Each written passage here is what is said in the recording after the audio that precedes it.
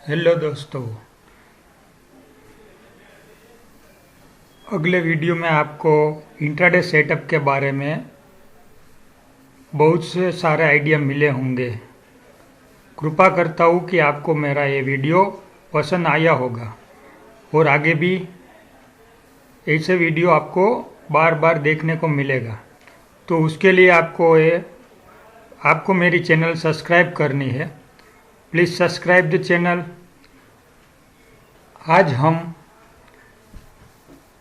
एक और शानदार वीडियो अभी देखने वाले हैं। वो वीडियो में हम ऑप्शंस बेसिक के बारे में हम डिस्कस करने वाले हैं। तो आपको मतलब स्टॉक मार्केट में इंटरेस्ट है और आप लोग ऑप्शन के बारे में नहीं जानते हो तो आपको एक नया मौका मिलेगा। ऑप्शन के बारे में आप जानो, सीखो और एक बेहतरीन शानदार इंस्ट्रूमेंट है जो हेजिंग पर्पस के लिए यूज़ किया जाता है। और काफ़ी सारे लोग जो ऑप्शन है उसको सिर्फ बेट मानते हैं, मतलब जुगार की तरह वो ट्रीट करते हैं, पर लेकिन ऐसा नहीं है। एक बार आपको ये पूरा नॉलेज मिल जाता है तो आपको कोई दिक्कत नहीं रहेगा। तो चलो ये वीडियो में हम आगे देखते हैं। तो पहला हम ये देखते हैं कि ऑप्शन जो है वो ऑप्शन आए कैसे मार्केट में। तो समझो कि ऑप्शन का जो इम्पोर्टेंस है, इमर्जेंस है, it is something is a bet of a two person having common interest. मतलब दो पर्सन का जो कॉमन इंटरेस्ट जहाँ बनता है। समझो कि मेरे को टर्म प्लान लेना है तो मैं इंश्योरेंस कंपनी के पास जाता हूँ। Insurance company term plan sale करने में इंटरेस्टेड है, मेरे को बाय करने में इंटरेस्ट है।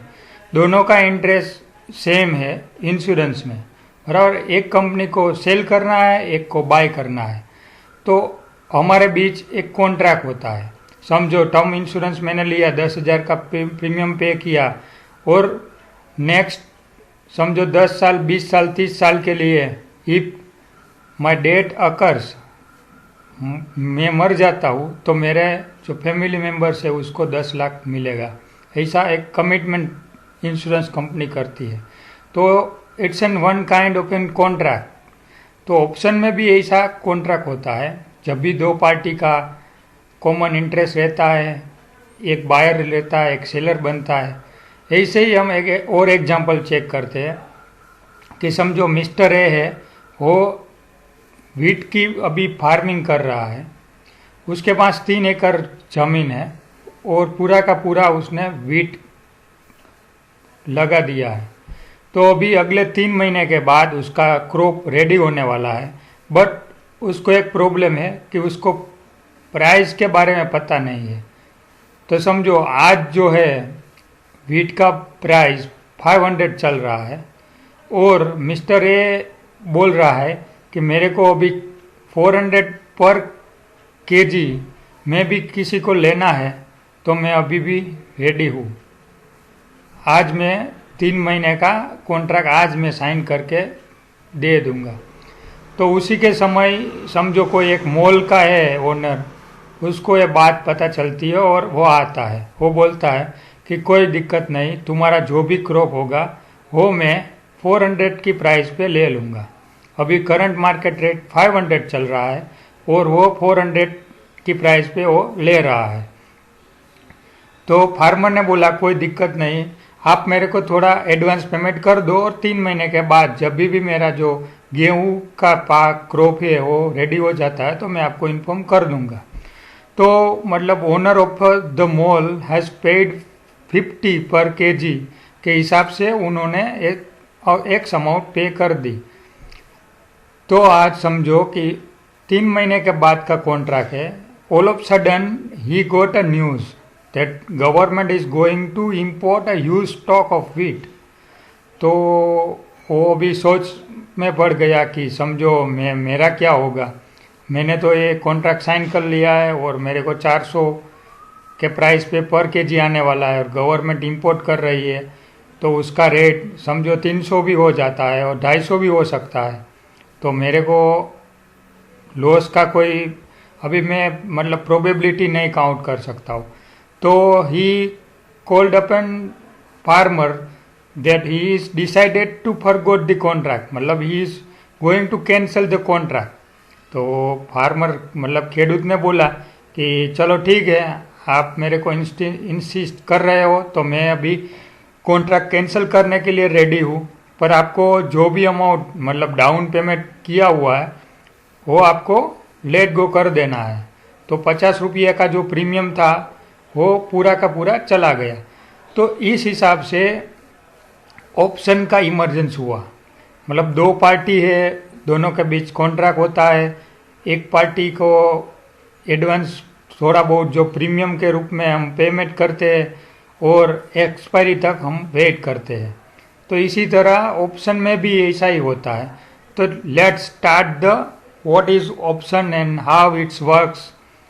सो पहले हम देखते हैं इंट्रोडक्शन में कि दो टाइप के ऑप्शन होते हैं, एक कॉल ऑप्शन होता है, एक पुट ऑप्शन होता है। कॉल ऑप्शन का मतलब यही है कि call stand for buyer as a right to buy, मतलब जो कॉल ऑप्शन बायर है उसको एक बाय करने का राइट मिलता है stock at a fix date on और बिफोर एक्सपायरी। मतलब समझो कि आज 26 अप्रैल चल रही है और 30 अप्रैल को अभी कॉन्ट्रैक्ट कैंसिल मतलब एक्सपायर होने वाला है, तो अभी 4 दिन का अभी कॉन्ट्रैक्ट है। वो कॉल ऑप्शन बायर जो है उसको बाय करने का राइट है कि समझो आज कोई कॉल बाय करता है तो उस वो बंदे को 4 दिन के लिए उसके पास राइट रहेगा, बट नॉट ऑब्लिगेशन, मतलब ही उसके उसको फोर्सफुली कोई ऑब्लिगेशन नहीं है, उसको एक्सरसाइज करना है नहीं करना है डिपेंड्स है, उसको बेनिफिट होता है तो वो एक्सरसाइज करेगा। सेम है पुट में, put stand for buyer as a right to sell, मतलब कॉल में राइट टू बाय है, पुट में राइट टू सेल है। दोनों में ऑब्लिगेशन नहीं है, सिर्फ बायर को, ठीक है। सेलर में रिवर्स होता है, seller has a no right to buy but to oblige, बराबर, ठीक है। तो सेलर को ऑब्लिगेशन आता है, उसको जो बायर करता है उसके हिसाब से उसको बिहेव करना है। तो हम आगे देखते हैं कि कॉल में हम डीपली समझते हैं कि कॉल का मतलब एग्जैक्टली क्या होता है। Call is right to buy, उसका हम सीख गया कि राइट टू बाय है हमको। तो आगे राइट टू बाय में when people prefer to buy, आप समझो कि आप कब बाय करोगे। मैं आपको बोल रहा हूँ कि समझो रिलायंस का रेट अभी मार्केट में चल रहा है 1500 और कॉल ऑप्शन जो है मेरे पास 1400 का है, तो मेरे को अभी जो राइट टू बाय है मेरे को 1400 में मेरा राइट बनता है और मार्केट में 1500 चल रहा है, तो मैं मेरा राइट एक्सरसाइज करूँगा क्योंकि अभी मेरे को सस्ते मिल रहा है। तो कॉल ऑप्शन में जब भी करंट मार्केट प्राइस से हमारे पास जो कॉल है वो नीचा मिलता है, मतलब डाउन मिलता है, तो ऑलवेज बायर उसका जो राइट्स है वो एक्सरसाइज करेगा। सेम वे समझो कि call is the right to buy mean mister X can buy Reliance share at 1400 if he hold till expiry, so call buyer will exercise his right to buy stock। तो उसका मतलब सीधा सीधा यही हुआ कि कॉल ऑप्शन होल्डर है उसके पास जो भी स्ट्राइक का कॉल पड़ा हुआ है उससे करंट मार्केट प्राइस अप चल रही है तो वो राइट करेगा, ठीक है। पुट में क्या होता है, पुट का मतलब राइट टू सेल, हम कोई भी स्टॉक है उसका हम राइट मिलता है सेल में। समझो कि आज रिलायंस है, उसका भाव 1400 चल रहा है और मेरे पास 1500 की पुट है, तो मैं मेरे कॉल होल्डर के राइट के हिसाब से मैं मेरा रिलायंस का जो पुट है बाइंग में वो मैं 1500 पे सेल कर सकता हूँ। तो मेरा अभी 1400 जो रिलायंस का प्राइस चल रहा है, मेरे पास 1500 स्ट्राइक का जो पुट ऑप्शन होगा तो मैं उसको एक्सरसाइज करूँगा क्योंकि मेरे को 100 रुपया मिलेगा। तो सिंपल सी बात है, कॉल में आपको जो मार्केट प्राइस से नीचे का आपके पास होल्डिंग है तो आप एक्सरसाइज करोगे, पुट में उससे रिवर्स आपके पास जो रेट चल रहा है उसके ऊपर का जो आपके पास पुट पड़ा हुआ है तो आप उससे एक्सरसाइज करोगे। हम आगे देखते हैं लाइव एग्जांपल लेके, so we will be able to clear out the concept. Let's start the practical homework. Mister A के पास 3 कॉल है अलग अलग कंपनी की। हम एज्यूम करते हैं कि आज 30 अप्रैल है और आज के दिन अभी टाइम हुआ है 3:30, मतलब सब एक्सपायर्ड हो गया है, एक्सपायरी आ गई है, एक्सपायरी का आज का सेशन भी क्लोज हो गया है। तो हमको इस एग्जाम्पल में वही सीखना है कि एसीसी लिमिटेड का कॉल स्ट्राइक ऑफ 1200 का कॉल मिस्टर ए के पास पड़ा हुआ है और आज एसीसी का क्लोजिंग रेट आता है 1300 और दूसरा अदानी एंटरप्राइज का कॉल है 200 स्ट्राइक का, उसका क्लोजिंग प्राइस आता है 180। टाटा मोटर का कॉल स्ट्राइक 80 है और करंट प्राइस भी 80 है। तो आप 5 मिनट आप उस पे मतलब कैलकुलेशन करो, आपको ये आंसर मतलब मिलता है कि नहीं मिलता है। आप ये 3 कॉल में से कौन से कॉल एक्सरसाइज करोगे, कौन से कॉल आप ऐसे ही जाने दोगे, ठीक है। तो हम 1 बाय 1 चेक करते हैं। एसीसी का स्ट्राइक 1200 का कॉल, करंट प्राइस 1300, मतलब call is a right to buy, हमको बाइंग करने का राइट मिल रहा है। तो पहले हमको चेक करना है मार्केट प्राइस क्या चल रही है। तो हमने चेक किया एसीसी का भाव है 1300 और हमारे पास जो कॉल पड़ी हुई है उसका स्ट्राइक रेट क्या है। तो हमको पता चला कि 1200 का कॉल है।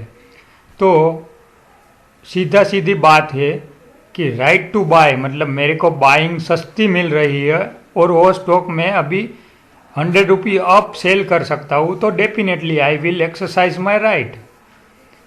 तो जब भी मैं एसीसी का भी ऑप्शन एक्सरसाइज कर रहा हूँ उसमें मेरे को क्या मिलेगा, तो कि 100 rupees into lot size of ACC, समझो 1000 की लॉट साइज है और 100 रुपीज़ तो 1 लाख का मेरा मुनाफा हो गया, ठीक है। उसमें से हमने जो समझो 20-30 रुपये जो भी रेट पे परचेस की हुई है वो हमको माइनस कर देना है। तो ऐसा ऑप्शन को हम इन द मनी बोलते हैं, उसमें मनीनेस रहती है। हमारा ऑप्शन में जो है वो मनीनेस हो गया। मनीनेस मतलब जो स्ट्राइक है वो करंट प्राइस से नीचे चल रही है। तो जब भी हम बाय करते हैं उससे हमारा जो प्राइस है स्टॉक का वो अब चला जाता है, तो उसको इन द मनी बोलते हैं for call option. Next example हम चेक करते हैं अदानी का। अदानी में हमारे पास 200 स्ट्राइक का एक कॉल है और करंट रेट आया है 180। तो आप सोचो कि अभी मेरे को 200 रुपये में एक अदानी एंटरप्राइज का स्टॉक मिल रहा है, should I opt for it और नॉट। मार्केट में 180 का अवेलेबल है, तो obviously I will never exercise my right. तो ऐसे ऑप्शन की जो वैल्यू होती है वो 0 हो जाती है। तो इसको बोलते हैं no out of the money, उसमें से पैसा चला गया है तो out of the money option हो जाता है क्योंकि उसकी कोई वैल्यू रहती नहीं। आपको सिर्फ कॉल ऑप्शन देख के टाइम में ही चेक करना है कि आपकी जो स्ट्राइक है और मार्केट दोनों प्राइस आपको चेक करना है। जो मार्केट प्राइस आपकी स्ट्राइक प्राइस से अप चल रही है तो डेफिनेटली आप वो स्ट्राइक का एक्सरसाइज करोगे। मतलब समझो कि हम अगले एग्जांपल में एसीसी में हमने देखा कि 1200 की हमारे पास कॉल पड़ी हुई है और प्राइस चल रहा है 1300, तो डेफिनेटली 100 रुपये का मुनाफा हो जाएगा। इसी तरह हम थर्ड एग्जांपल चेक करते हैं टाटा मोटर्स का। हमारे पास 80 रुपीज़ की स्ट्राइक की कॉल है और आज टाटा मोटर का क्लोजिंग भाव भी 80 रुपीज़ आया है। तो ऐसा हम करते हैं क्या, हम सोचेंगे प्रैक्टिकल लाइफ में भी आप समझो कि कोई एक आप बिजनेस कर रहे हो, समझो कि आपका स्कूटर का बिजनेस है, ठीक है, ले वेच करते हो। तो हम एक स्कूटर मतलब ओल्ड पुराना स्कूटर है 20,000 के दाम पे हमने बाय किया और 20,000 में ही बेच दिया, ठीक है। तो उसमें हमको मिलेगा क्या, दोनों प्राइस सेम रहेगी तो उसमें सिर्फ एक्सपेंस ही होगा ना, ट्रांसफ़र चार्जेस रहेगा, इंश्योरेंस का खर्चा आएगा, जो भी है मतलब बाइक में, तो खर्चा हमको ऐड हो जाएगा। इसी तरह ऑप्शन मार्केट में भी जब भी स्ट्रोक प्राइस की क्लोजिंग और स्ट्राइक दोनों सेम रहती है तो उसे बोलते हैं एट द मनी, मतलब जो हमारे पास कॉल पड़ा हुआ है वहाँ के वहाँ मतलब स्टॉक का क्लोजिंग आया है तो एट द मनी बन जाते हैं। तो उसको हम एक्सरसाइज नहीं करेंगे क्योंकि उसकी वैल्यू भी 0 होती है ऑन एक्सपायरी डे। तो ये तो बात हो गई कॉल ऑप्शन की, ठीक है। कॉल ऑप्शन में 3 टाइप के ऑप्शन आ गए, इन the money, out of money और एटीएम ऑप्शन। तो हम पुट में आगे देखते हैं, पुट में क्या होगा। तो पुट में भी सेम एग्जांपल ले लेते हैं। आप 5 मिनट तक ये कैलकुलेशन करो और आपको आंसर आता है कि नहीं एक बार चेक कर लेना आप, ठीक है। आप वीडियो पॉज करके भी चेक कर सकते हो। चलो हम आगे देखते हैं एसीसी में। तो एसीसी में हमारे पास पुट है 1200 की और करंट मार्केट प्राइस चल रहा है 1300। पुट का मतलब है राइट टू सेल। हम जो हमारे पास स्ट्राइक है वो स्ट्राइक पे हम सेल कर सकते हैं, उसका हमारे पास राइट रहता है, ठीक है। तो अभी समझो आपके पास एसीसी का पुट 1200 का है और करंट मार्केट प्राइस 1300 चल रही है, तो आप दोनों में से कौन सी प्राइस पे सेल करना चाहोगे? ऑब्वियसली करंट मार्केट प्राइस, क्योंकि 1300 चल रही है।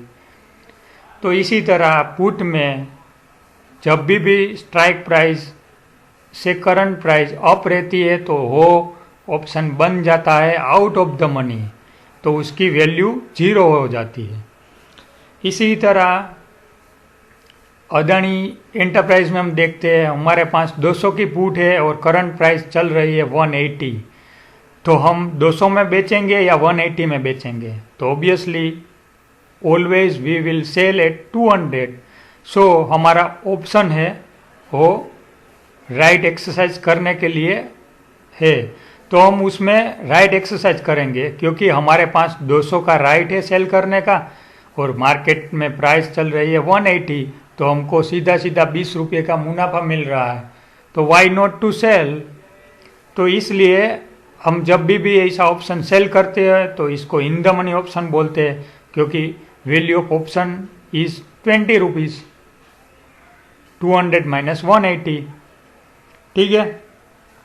इसी तरह टाटा मोटर में भी देखते हैं सेम पोजीशन, 80 की स्ट्राइक 80 का क्लोजिंग दोनों सेम है। बाइक वाला एग्जांपल याद कर लो,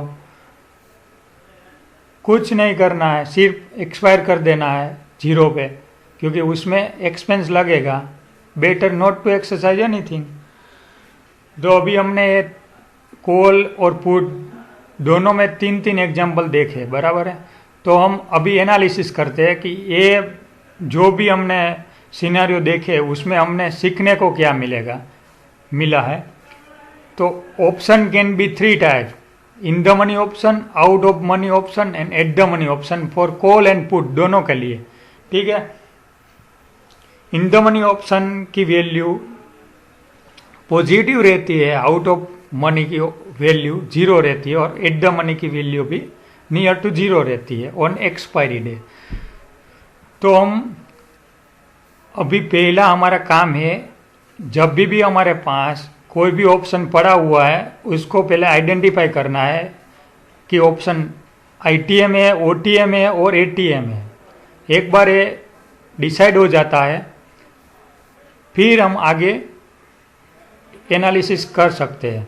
for call if option is ITM, same option will be OTM for put and vice versa.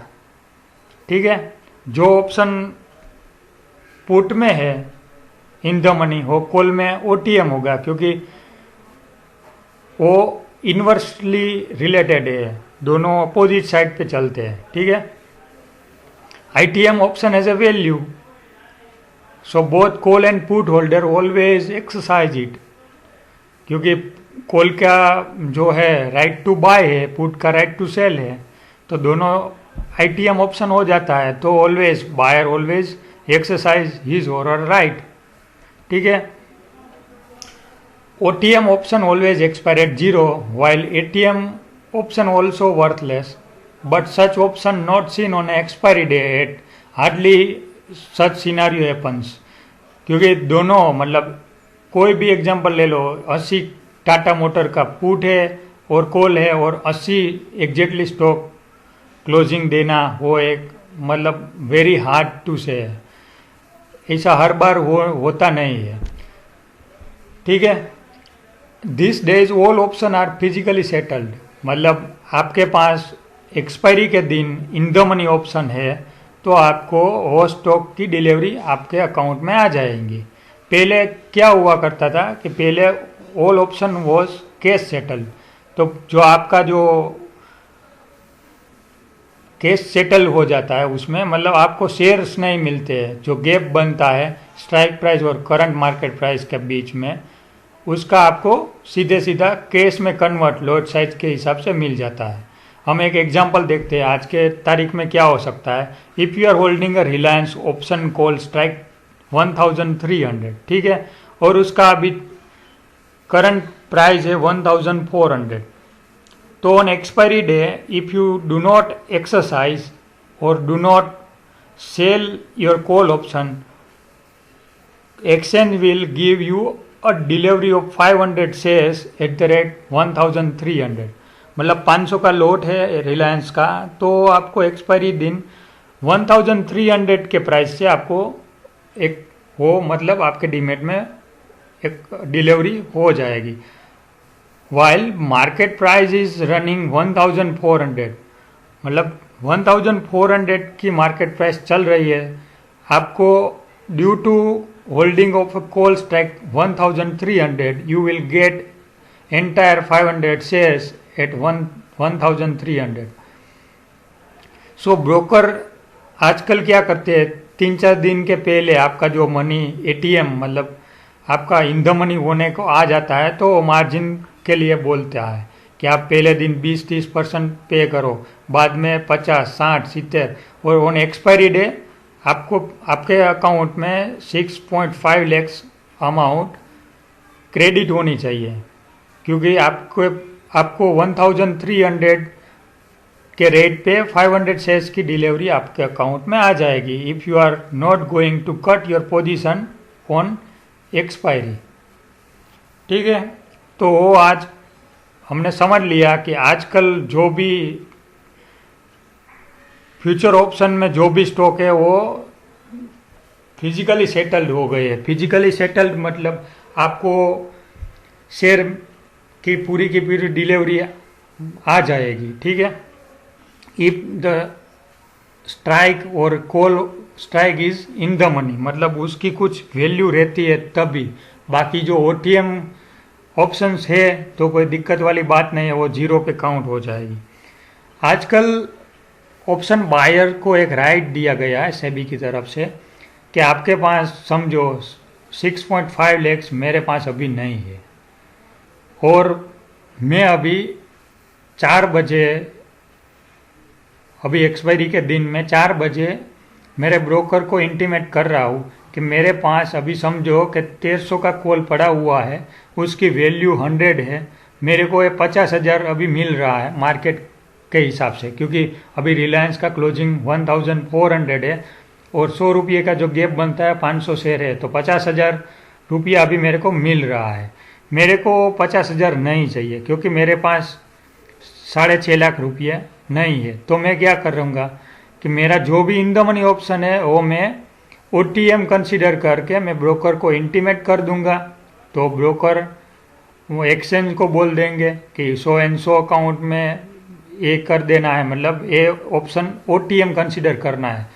तो जो भी है होल्डर जिसके पास ऑप्शन सेल है कॉल का, उसको अभी क्या होगा, उसको डिलीवरी देनी नहीं है, तो उसके पास अभी 100 रुपये एक्स्ट्रा मिल जाता है, 50,000 रुपया उसको मिल जाता है, और उसके पास 500 स्टॉक ऐसे ही पड़े रहते हैं।